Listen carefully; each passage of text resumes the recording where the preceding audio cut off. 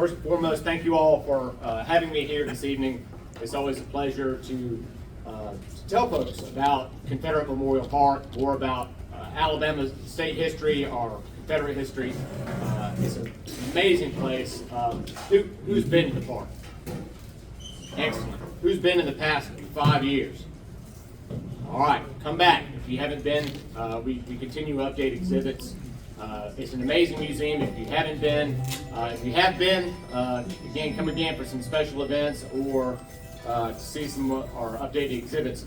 I said I'd mention a little bit about my last name. It always confuses people.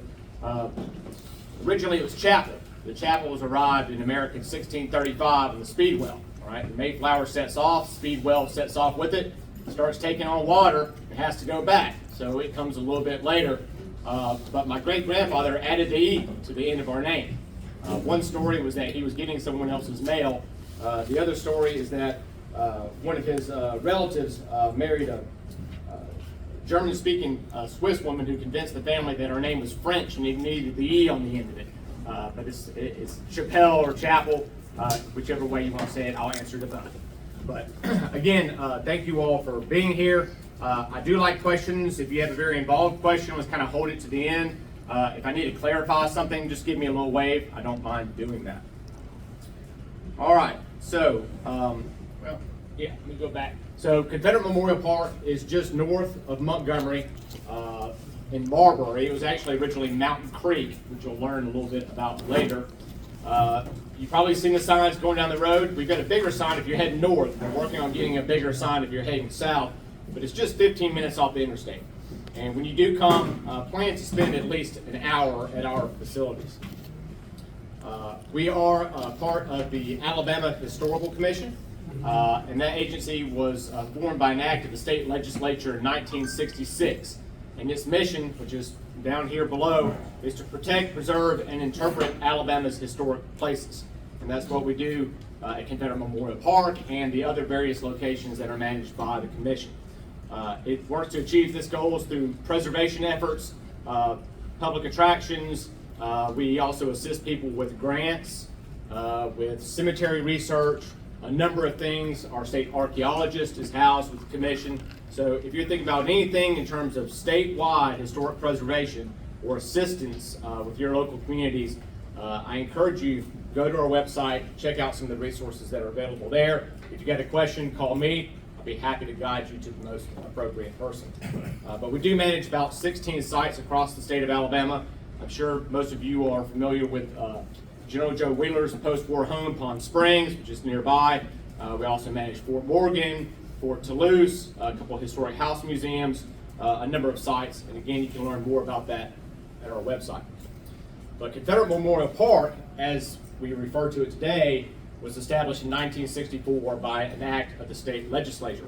We're kind of in the tip of Chilton County, and it is on the site of Alabama's original state-owned and managed soldiers' home for disabled and indigent Confederate veterans, their wives, and widows. And it served in that capacity from 1902 to 1939. So really, this was the state's only state-managed soldiers' home for Confederate veterans. It is a 102-acre park. It's home to what remains of the original facility, which is mostly ruins, but we do have several historic structures that have been brought there for preservation, a wonderful museum, a research library, which is managed by Alabama Division Sons of Confederate Veterans, and 2 soldiers' home cemeteries. Today, we offer not only the museum, but also special programming. We have living histories, other special events, and we help people with their research, just like we do over at the library as well. But really, the primary reason that it still exists, that Confederate Memorial Park was established, is because of the 2 cemeteries that are located there. There are 298 veterans and 15 widows buried between the 2 cemeteries. And here you see a photograph of cemetery number 2, which became the largest of the 2 cemeteries. These are the men who were at Shiloh. Right? Franklin, Gettysburg, Chickamauga, you name it. These are the men who lived to tell the tale. Buried here are 16 officers, 24 NCOs, 248 privates, 7 musicians, a mechanic, and an ordinary seaman.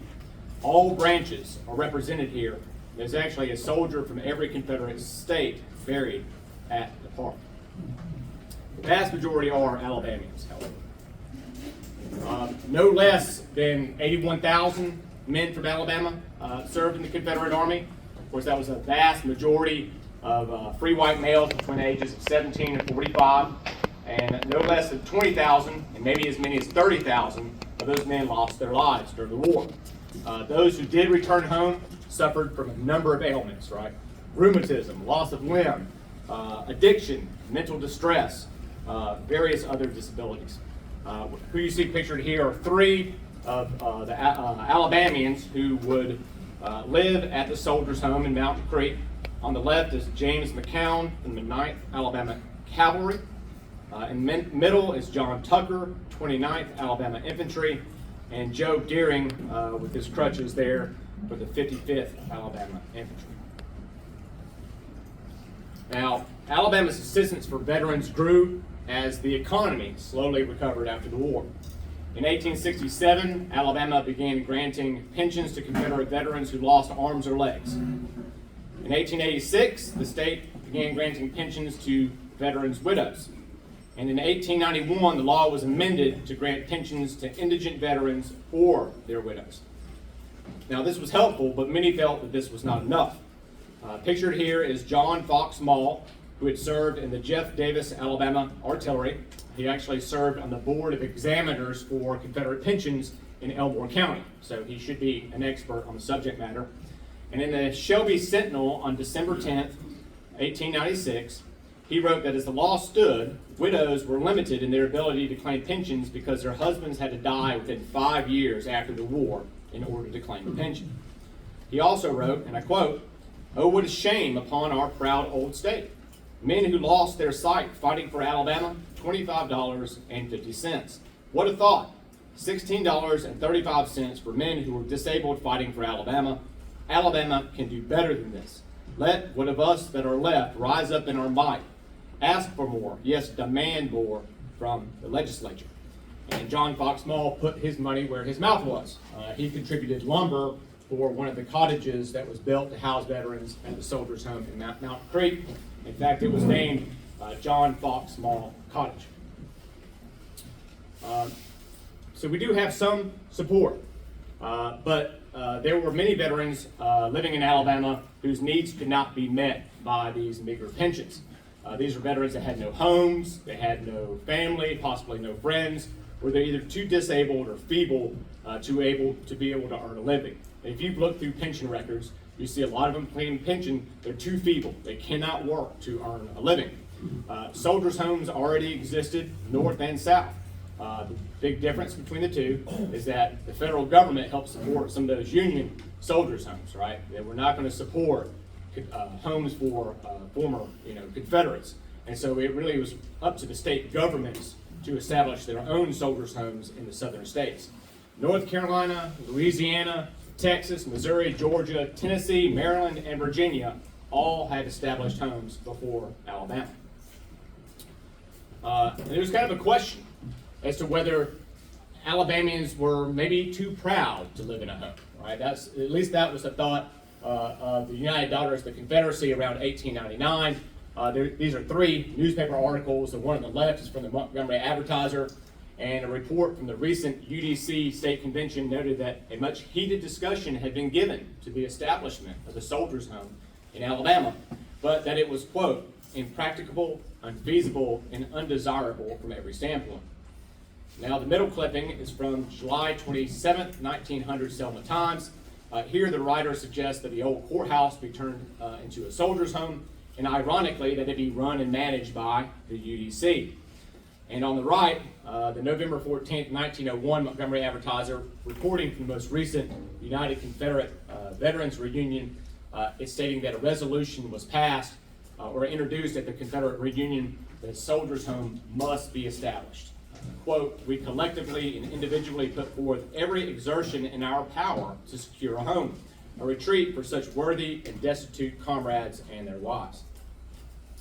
Now, this was Alabama's champion for a soldier's home in our state. This is Jefferson Manley Faulkner.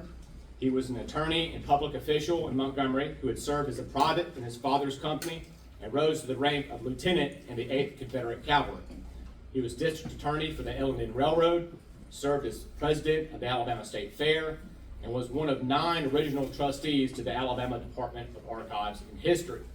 He was also an avid agriculturalist and had orchards in Mountain Creek where he grew peaches, plums, and grapes. In other words, he's a mover and shaker of the time.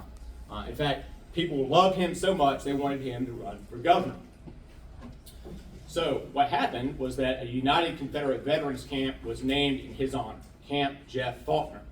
And of course, I'm sure you know, United Confederate Veterans was founded in 1899. Their declared purpose was emphatically non-military, to foster social, literary, historical, and benevolent ends. In my research, I found that apparently Faulkner had been given this honor without asking him first. But he certainly took up the charge. Here you see one of the UCV badges with Faulkner up top. The middle is a roster from that UCV camp, and on the right is a newspaper article talking about the formation of that chapter or camp. Now Faulkner again owned hundreds of acres of land in the area of Mountain Creek where the soldiers' home would be formed. And really starting in the 1870s, people living in Montgomery, especially the wealthier families, wanted to establish summer homes outside of the city. Right? They wanted to escape malaria and yellow fever and the mosquitoes and the summer heat. Mountain Creek was known to be a higher elevation, many running streams. It was very healthy, and it was known to be healthy prior to the establishment of the soldiers' home in 1902. This gives you an idea of what the environment looked like. This is a panoramic view of the soldiers' home taken in 1925. We had never seen this photograph until last year. It was just recently donated to us, and I've incorporated into the slideshow some photographs of the soldiers' home taken in 1925. The gentleman who found them actually found them on eBay and bought them and donated them to us. So we've got 11 new photographs that have a lot of detailed information that I'll tell you a little bit more about as we go along. Now, Camp Faulkner was very successful in getting the home off the ground as early as April of 1902. And Captain Faulkner, as he was commonly known, donated again the majority of the land for the 102-acre site. So I think 40 acres at first, and then he ends up donating more land as the home continues to grow. In 1903, though, the land and facilities were turned over to the state of Alabama, and the home was managed by a board of control.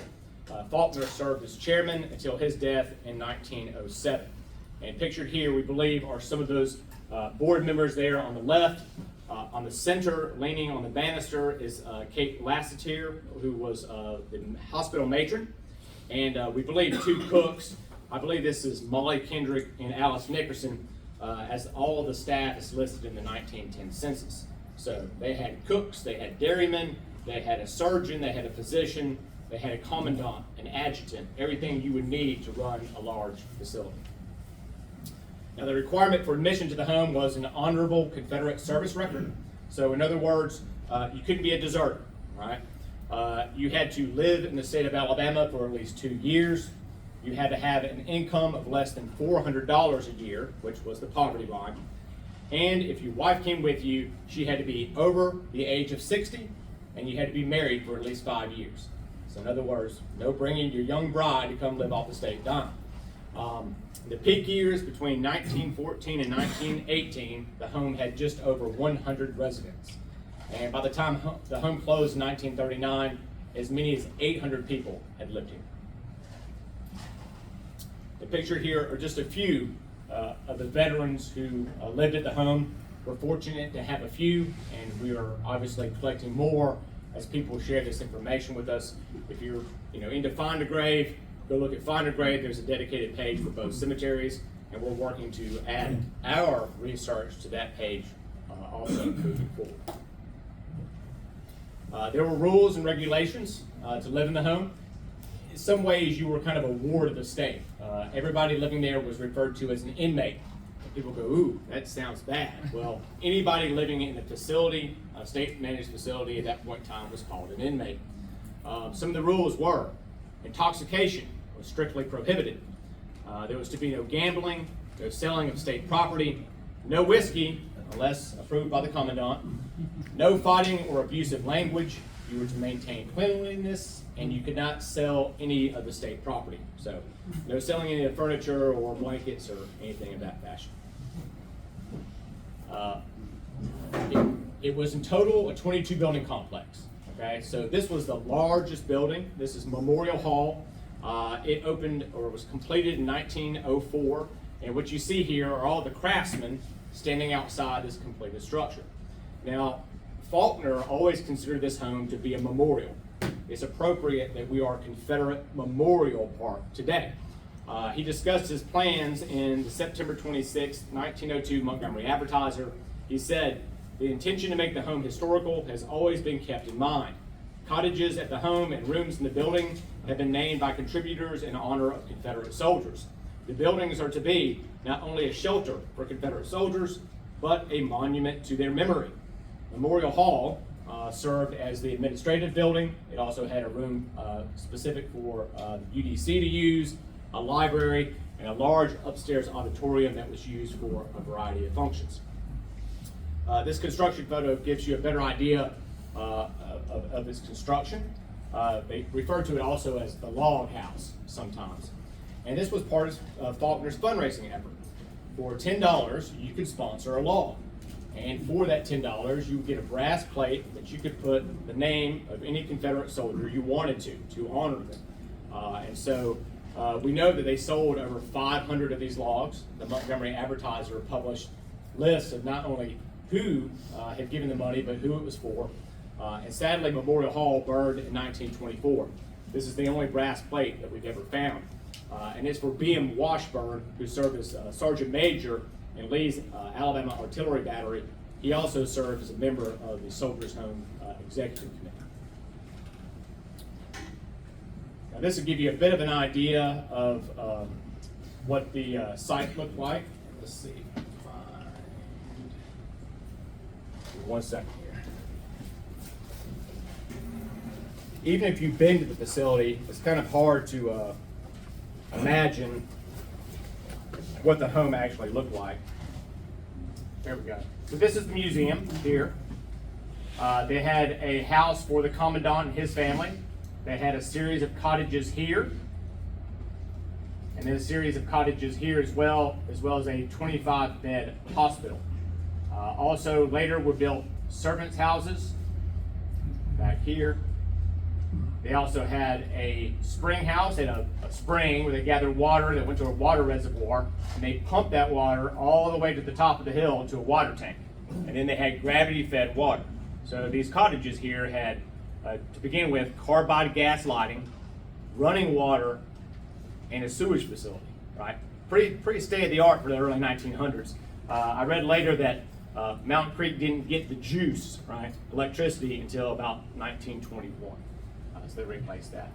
This is where Memorial Hall stood originally as well. And of course, there are two cemeteries. Cemetery 2 is at the very top of the hill. Cemetery 1 is actually around the corner here. So in total, 22 buildings, everything from a mule barn and a commissary, a wash house, pump house. It contrasted very much to other soldiers' homes north and south, which tended to be large dormitories, right? Everybody lived in one big building. The beauty here is that if one building caught fire, you didn't lose the lot. In fact, they lost multiple buildings over the years. Donations came from various sources. Faulkner appealed to school children, asking all school children to send a dime. The UDC contributed funds and furniture. Obviously, they had the memorial logs they sold. They had quilt sales. And Faulkner encouraged all United Confederate Veterans Camp to build a cottage. Build a cottage. Well, the only one that did it was Camp Hardy. And Camp Hardy Cottage is pictured here.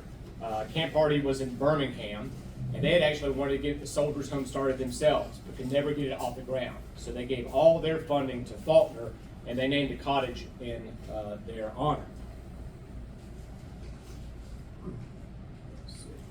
Here's another picture, one that we received last year, of Camp Hardy Cottage that was taken in 1925.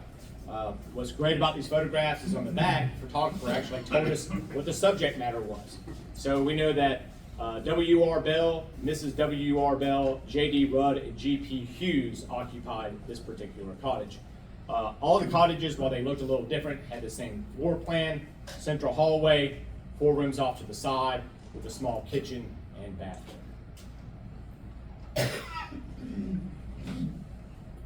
This is the blue and gray cottage erected in 1902. They use a $1,600 donation from the Grand Army of the Republic. That is, of course, the Union Veterans Organization. That's a sum of about $50,000 today. So that's a pretty large chunk of money. And of course, it was named the blue and the gray because contributions were given from both Union and Confederate veterans. And the caption of the back tells us, it really verifies, because we knew this information, that it was General L. Torrance, who was commander of the GAR, who encouraged all GAR camps to send money to the soldiers' home. And according to an early article in the Montgomery Advertiser from 1902, people were writing Faulkner saying, hey, can we still send money? We understand that these New Orleans veterans are really upset by the fact that you're accepting money from Union veterans. And Faulkner felt that he had to respond to this publicly. And he wrote, I deeply regret the uncalled for interference of the New Orleans veterans in this matter. They had no part in Mountain Creek home. They have made no contributions to the home, and it is doubtful that they would have done so. I have received daily, since their ill-timed protests, letters from the North inquiring, in view of their action, if contributions would be accepted. I hope it will be understood that we reiterate our appreciation of the generous action of General Torrance and his friends. Their offerings are received in the same spirit in which they are sent. In fact, L. Torrance would learn the name of every veteran living at the home, and during Christmas, he'd send each of them $1, which is pretty touching. There are a few African Americans who gave money to the home. Booker T. Washington made a donation to support the soldiers' home. A letter from Jefferson Manley Faulkner to Booker T. Washington in 1902 says, your favor of October 28th, enclosing a check for $100 to be used for building and maintaining the Confederate soldiers' home at Mountain Creek is received, for which I most heartily thank you. I will carefully observe the request made and will avoid publicity, although so far as I am personally concerned, it would afford me great pleasure to let your generosity and goodwill in the matter be known and show my appreciation of the same. Washington and Faulkner actually had a prior relationship because if you recall, Faulkner was president of the Alabama State Fair, and he had called upon Washington to exhibit at the fair about 2 years prior.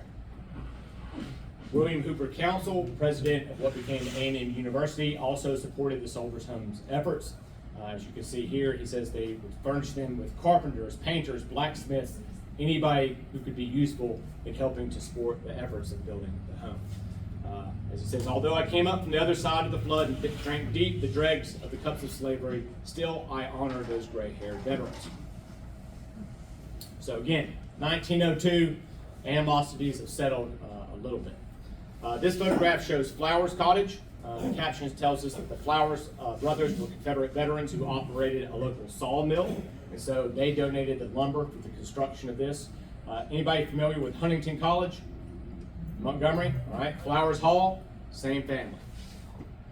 You'll see in the back how open it is back there. Certainly some farmland. That's our Alabama treasure forest today. It's grown up so much. This is the Lizzie Cameron Cottage. Lizzie Cameron was the maiden name of Mrs. Jefferson Manley Faulkner, and the cottage was built through public donations. It was named by Captain Faulkner in her honor. This is Lizzie Cameron here. That public donations, part of that was the fact that Faulkner had invited the former governor of the state of Tennessee, Bob Taylor, to give a lecture at the Montgomery Auditorium. His lecture was entitled The Old Plantation. The theme was, why would you want to live in this crowded city when we all need to go back out to the country, out to nature, with fresh air, which was kind of a foreshadowing of what the Soldiers' Home became. And anyways, the committee who sold the most tickets was able to name that cottage, and so it was named Lizzie Cameron Cottage. It could be that Faulkner was on that committee. What's impressive though is that they raised $4,000 in one night. They oversold the auditorium. If you recall me telling you Memorial Hall had burned, this is the small administration building that replaced it, a little dog trot. They apparently had a room for the visiting men and a room for the visiting ladies and an office for the commandant. If you know where the monument or the obelisk is to Jefferson Manley Faulkner, it stands like right here in front of this building. This is the second mess hall. We never knew that the mess hall had burned until we saw this photograph. But if you look at this other photograph here, this is the first mess hall, the one that we had the photograph of. You'll see that the windows change just a little bit.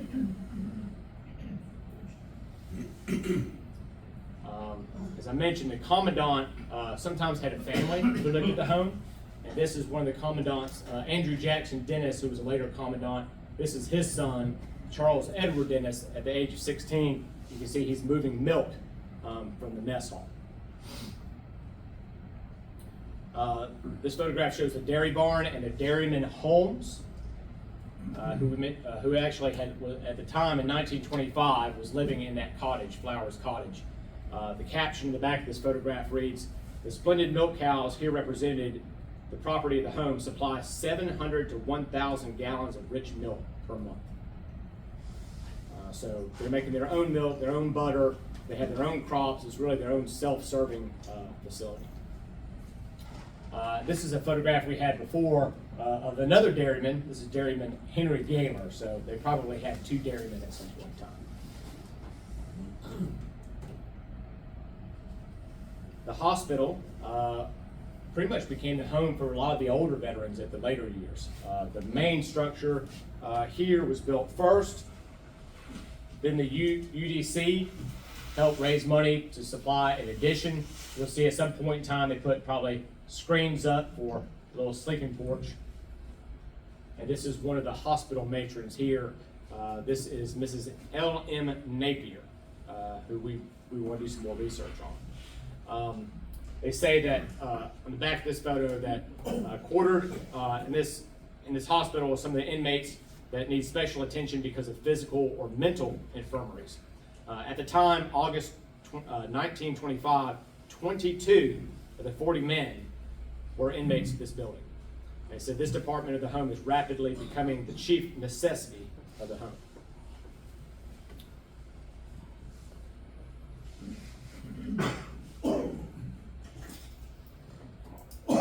There we go. Over the years, the home had several commandants. So the beginning years, they were all former Confederate veterans, typically officers. They needed some kind of military order. If you can imagine 100 old veterans living there at the home, they had to have some type of order. As the years went on, all the commandants were physicians, right? The need for a dedicated physician became more important than having a former Confederate officer manage the home. On the top left is Marshal Lucius Fielder. He was a physician and had served as captain of Company E, 34th Alabama Infantry. He's also the founder of Eclectic, Alabama. You've heard of Eclectic. He named it after the medicine that he practiced, eclectic medicine. In the upper right-hand corner is Dr. John Island and his wife, Jetty. Island was first appointed physician of the home in 1915 and then served as commandant until 1920. In his later years, he recalled in a newspaper, and I think this is just wonderful, "Those 5 years in which I took not one day off for anything and never was away for one night, those years will always remain in my memory as some of the hardest years of my life, but also a fulfillment of an outstanding accomplishment." So he certainly believed in what he did. In fact, his son, I believe, was the only person born at the Soldiers' Home. Down below, on the far left, this is Dr. Fowler of the veterans. He served as commandant from 1920 and 1933. Dr. Fowler's, perhaps his greatest achievement was establishing a tuberculosis hospital at the Wetumpka prison. So a number of commandants over the years. As I mentioned before, Kate Lassiter, pictured here. We had found her grave just around the corner in Marbury. And the United Daughters of the Confederacy actually were the ones who furnished her her marker, and it says, as matron of the Alabama Home of Confederate Veterans for more than 9 years, she served with unswerving devotion to duty and died as she had lived, enshrined in the hearts of the inmates. Blessed are the meek, where they obtain more. She became hospital matron. Apparently, she cared for as many as 20 disabled veterans at one time. And then the last photograph we have of one of the nurses. This is Nurse Maddie Fulcher with her niece. And here you see her with a few of the veterans outside of the hospital. She worked under Dr. Fowler, and who also was not only commandant but also physician. All right, I could speak all night long on 298 veterans, but I want to highlight a few. Again, as many as 800 people lived here. Now, we have dedicated records of 298 veterans, but we don't necessarily have records of everybody who lived there and chose to find greener pastures. Or sometimes veterans died and they were buried in other cemeteries. So we were continuing to collect those names. Not 2 weeks goes by without somebody reaching out about their ancestor. We were able to provide them a lot of information. So these are just the highlights. This is Private John S. Tucker, who was a private in the 29th Alabama Company D. He enlisted October 4th, 1861 at Randolph, Alabama, with his father William and brother Andrew, who were on either side. In his pension application, he claimed to have contracted asthma while in service between Resaca and Atlanta around May through July 1864, and he never fully recovered. He was paroled after surrender May 1st, 1865 at Greensboro, North Carolina, and he died August 26, 1916, and is buried in Cemetery Number 2. He was one of the veterans who took part in fiddle competitions. They would have fiddle competitions at the old soldiers' home, and some of the rules were he could only play the old-timey tunes, and some of these fiddler conventions, you had to be a Confederate veteran in order to participate. This is James Massey Kennard, who was Lieutenant Colonel, Chief of Ordnance for the Army of Tennessee. He attended West Point from 1856 till 1861, but resigned his senior year due to the secession of his native state of Mississippi. In 1861, he enlisted in the 21st Mississippi Infantry. He was later made adjutant and then promoted to Lieutenant Colonel, Chief of Ordnance. He was paroled after the surrender, also at Greensboro, North Carolina, in 1865. After the war, he married an Alabamian. That's probably how he ended up in Alabama. She died in 1891, so he was a widower by the time he was living at the soldiers' home. If you remember before, I mentioned rules and regulations of the home. At the end of December 1905, Kennard was dismissed from the soldiers' home for 30 days due to insolence to the commandant and many flagrant violations of the rules of the home. But he was allowed back. He died January 27, 1914, and was buried in Cemetery Number 2. Pictured here are the veterans who lived in Hardy Cottage. If I didn't mention before, the veterans lived 8 to a cottage, 2 to a room, right, at full capacity. And you see here it says Camp Hardy Cottage.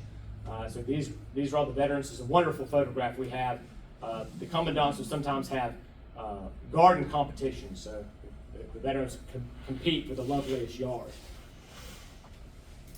In the upper left-hand corner here is Captain William J. Bethune, who served as captain of Company K, 15th Alabama Infantry.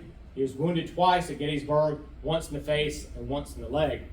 He was one of 5 veterans who took the train to the 1913 reunion at Gettysburg, the big 50th anniversary reunion.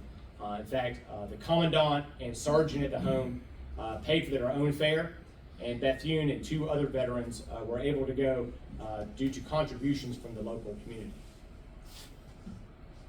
Lastly, this is John Pilley Moore, who served as a private in Company B, 3rd Alabama Cavalry.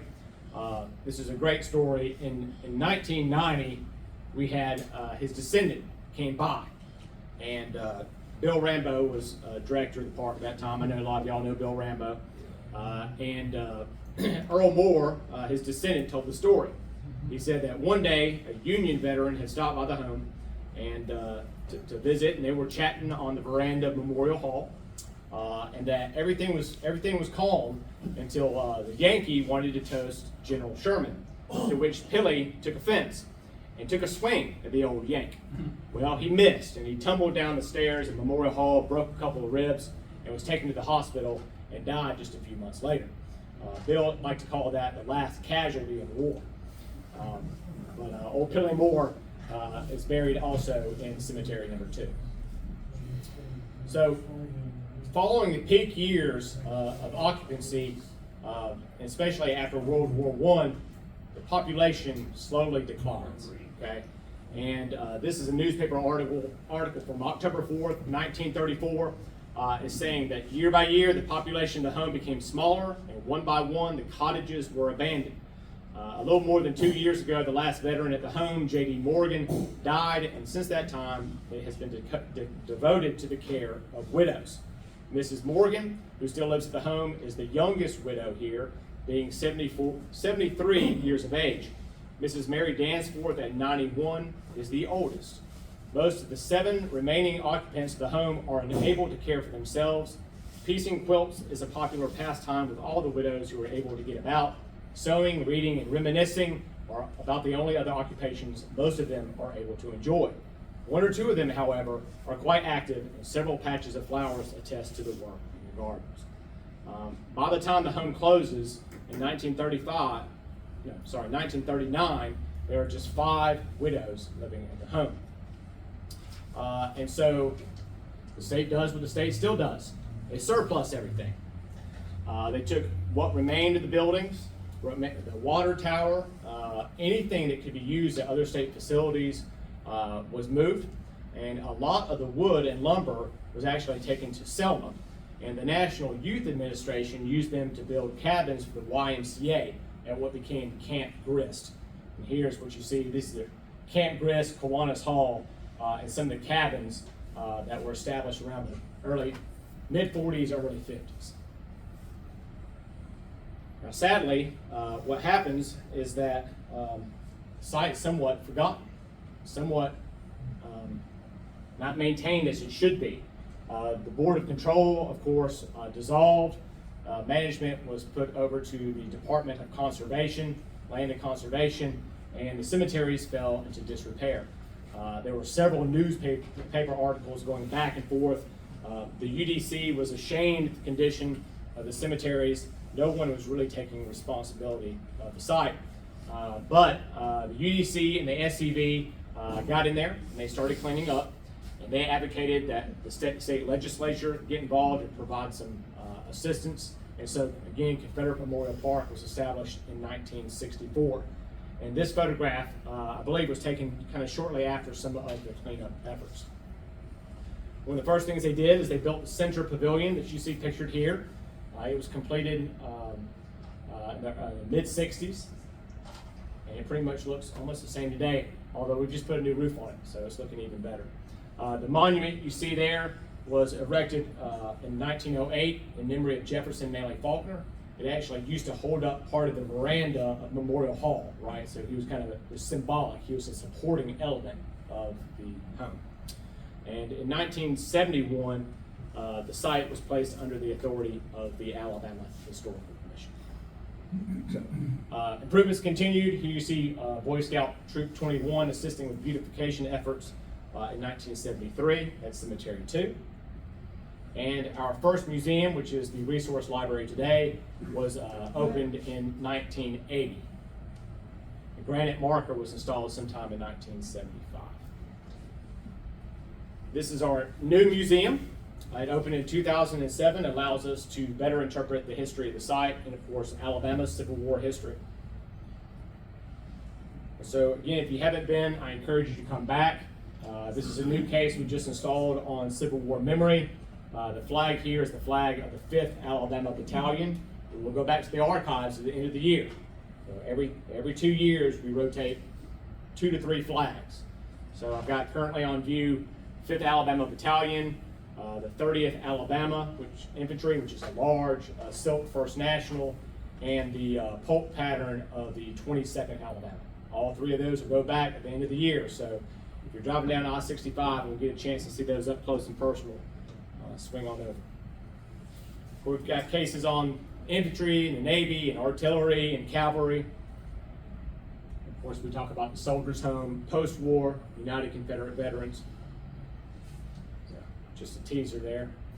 We also do events again throughout the year. This is a photograph of winter quarters. We're taking a break this year. The reenacting schedule is kind of hectic, but this has become probably our most authentic event. People have attended this event all the way from Pennsylvania and California, and these guys really take it to the extreme. This is just from last year. So we had over 100 people in our reproduction barracks, which were built using original U.S. Army plans from the 1860s. They were modified to mimic some of the Confederate barracks on Tybee Island. They had porches, right? If you're in the South, you gotta have porches, right?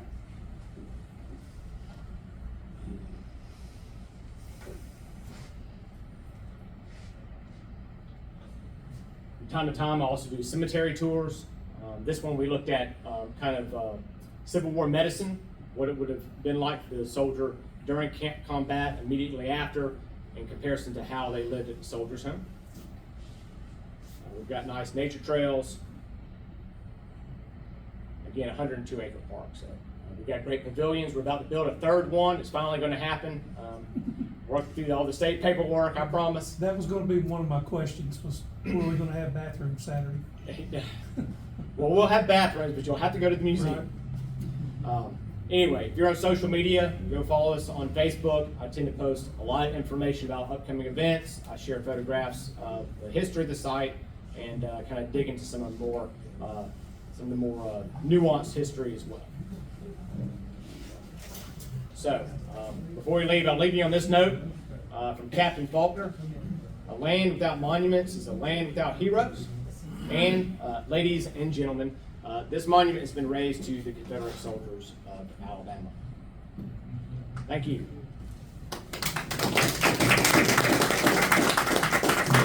Nobody fell asleep, so that's great. Yes, sir. Is there any link between Captain Faulkner and Faulkner University in Montgomery? If you go back far enough, although Captain Faulkner does not have a U in his surname. Right. Ken, William Faulkner, is he? That I don't know. I'd have to dig. Yes, sir. It showed the map showed a pond or a dam and a lake. Is that an original feature or something else? Not an original feature, so that Mountain Creek runs through, and it's really kind of a trickle today, but they dammed Mountain Creek to create a fishing pond for the veterans so they could go fishing. Is that still there? Still in existence? Pond's no longer there. You can see what's left of the dam, but they drained the pond. It apparently was quite the hangout place for misguided youth. Is the spring house in the spring still active? The spring is still active.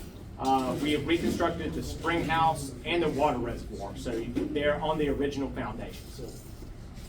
Yes, sir. Who was the man that was the attorney on the elevator? That was Jefferson Manley Faulkner. So his father was a preacher and an attorney, and he was a partner in his father's attorney firm, his law firm, until Faulkner Sr. retired. How did he get into the LNN and why did he? So the railroad would have needed lawyers. And it probably didn't hurt that Faulkner owned property right where the L&N Railroad came through. So how he got earlier involved, that's going to take some additional research, so I'll try to dig into it. Send me an email and I'll look into it for you. Yes, ma'am. Can you elaborate more on the cow dip, and did they know how toxic it was back then? Oh, sure. Okay, so yeah, if you visit the site, we have a cattle vat, a dipping vat, and Texas tick fever kind of ran rampant. And it was a disease that it was a tick-borne illness that the cows would get. And to combat that, they'd run the cattle through a dipping vat, and the solution they use arsenic in it. Probably not too great for you. I don't know the medical side effects of that. I can tell you that our cattle vat has, we had some gentlemen come out and say, you need to put a fence around the cattle vat. You don't need kids to play in this. And then he came back and go, well, if you got ants living there, there's probably not anything there at all. So, but that's a lot of farmers, dairy farmers would have used cattle vat to treat their cows. Yes, sir. Where we held the Yellowhammer Jammer at, there is a foundation at the very back part of that property. Okay. What building was there? That was the mess hall. Okay. And the mess hall was the last building standing. In fact, there were some squatters kind of living there, unofficial caretakers in the 1960s. That was the last building standing. Yes, sir. I thought it was the article talking about Faulkner's wife and the 4 largest cities in Alabama at the time, and Huntsville is not included. Yeah, Huntsville's not included. You know, yeah. I should say that Lizzie Cameron Faulkner was also quite the philanthropist herself. She raised money to clothe the poor and manage soup kitchens too, to feed the hungry. So, you know, Faulkner tends to get all the credit, but we all know that, you know, behind every strong man is a strong woman, right? Any other questions? Maybe? Maybe not for you. All right. Thank you all so much.